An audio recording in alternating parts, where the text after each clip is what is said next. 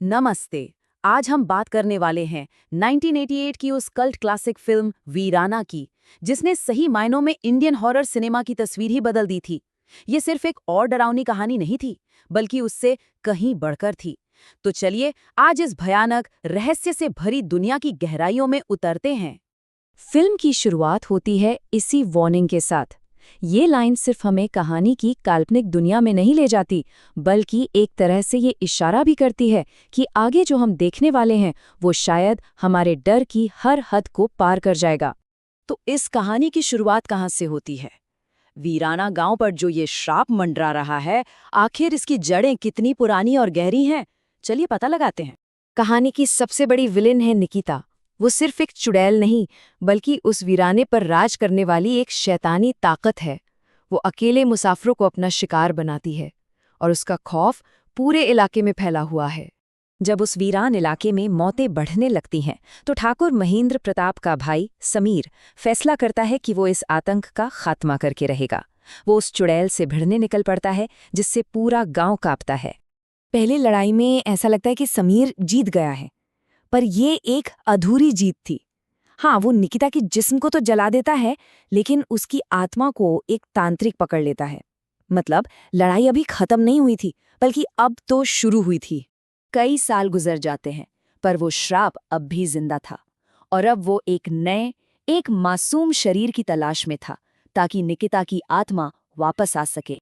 और यहीं पर किस्मत अपना सबसे बुरा खेल खेलती है।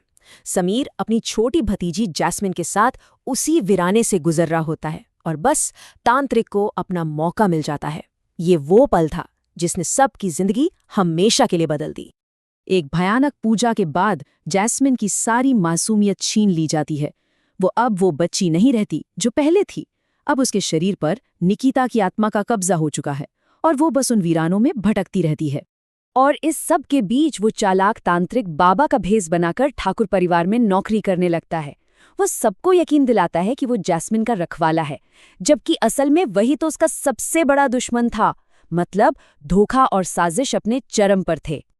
खैर, वक्त आगे बढ़ता है और कहानी में कुछ नए लोग आते हैं। ये नए मेहमान अनजाने में ही सही उस गहरे राज से पर्दा उठाना शुरू कर देते हैं जो सालों से उस हवेली में दबा हुआ था। अब जवान हो चुकी जैस्मिन, जिस पर निकिता का साया है, वो एक खूबसूरत मौत का जाल बन चुकी है। वो अपनी खूबसूरती से आदमियों को लुभाती है और मौत के उस सिलसिले को आगे बढ़ाती है जो सालों पहले शुरू हुआ था। निकिता का तरीका हर बार एक जैसा और खौफनाक होता है। वो जैस्मिन के खूबसूरत चेहरे का इस्तेमाल करती है, अपने शिकार को फंसाती है, और हर बार इस खेल का अंत मौत से ही होता है। ये एक बहुत ही क्रूर प्लान था। कहानी का सबसे चौंकाने वाला मोड़ तब आता है जब एक डॉक्टर जैस्मिन को हिप्नोटाइज करता है, और उसके अंदर से जो आवाज निकलती है वो जैस्मिन की नहीं, बल्कि निकिता की थी। एक ऐसी आवाज जो सिर्फ बदला लेना चाहती थी, और जिसने सबको अंदर तक हिलाकर रख दिया। अब शक की सुई धीरे धीरे उस इंसान की तरफ घूमने लगती है जो अब तक सबकी आंखों के सामने होकर भी सबसे छिपा हुआ था। असली दुश्मन है कौन, ये सवाल अब सबके दिमाग में था। तो कौन है वो जो पर्दे के पीछे से ये सारा खूनी खेल चला रहा है? कौन है इस पूरे आतंक का असली मास्टरमाइंड? इसका जवाब वाकई में चौंकाने वाला है। और फिर सच सामने आता है। वो भला सा दिखने वाला नौकर बाबा ही असल में शैतान का पुजारी, वो तांत्रिक है। ये एक ऐसा सच था जिसने पूरे खेल का पासा ही पलट दिया। बाबा का हर रूप, हर बात, सब एक छलावा था। उसका असली मकसद तो सिर्फ और सिर्फ बदला लेना था, और अपने इस बदले के लिए उसने एक बहुत ही गहरी और खतरनाक साजिश रची थी। अब हम फिल्म के क्लाइमैक्स की ओर बढ़ रहे हैं, जहां अच्छाई और बुराई की आखिरी टक्कर होनी है। जैस्मिन को बचाने के लिए हीरो एक आखिरी और बहुत ही खतरनाक प्लान बनाते हैं। अब सबसे बड़ा सवाल यही था कि जैस्मिन को निकिता की आत्मा के चंगुल से आज़ाद कैसे कराया जाए, क्योंकि वक्त बहुत तेजी से निकल रहा था और दांव पर एक मासूम जिंदगी लगी थी। प्लान बिल्कुल सीधा था। सबसे पहले निकिता की कब्र से उस शापित गुड़िया को निकालना होगा जो जैस्मिन और निकिता को जोड़ती है। फिर अमावस्या की रात को बाबा को उसकी आखिरी पूजा करने से रोकना होगा और उस शैतानी शक्ति को हमेशा हमेशा के लिए खत्म करना होगा।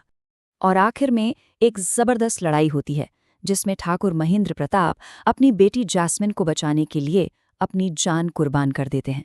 ये एक पिता का अपनी बेटी के लिए दिया गया सबसे बड़ा बलिदान था।